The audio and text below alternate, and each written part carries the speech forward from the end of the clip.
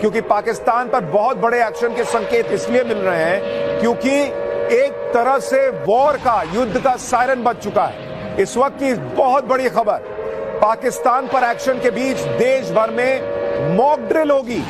7 मई को राज्यों को मॉक ड्रिल का निर्देश दे दिया अमित शाह के गृह मंत्रालय ने। गृह मंत्रालय ने राज्यों को मॉक ड्रिल करने का निर्देश दिया है। और सबसे बड़ी बात कि 1971 के युद्ध के बाद यह पहली बार होगा कि इस तरह की मॉक ड्रिल हो रही है। आप सोचिए क्यों मैं कह रहा था कि वॉर का सायरन बज गया है क्या? क्योंकि गृह मंत्रालय का कई राज्यों को यह कहना कि बॉस अपने नागरिकों के साथ मॉक ड्रिल कीजिए।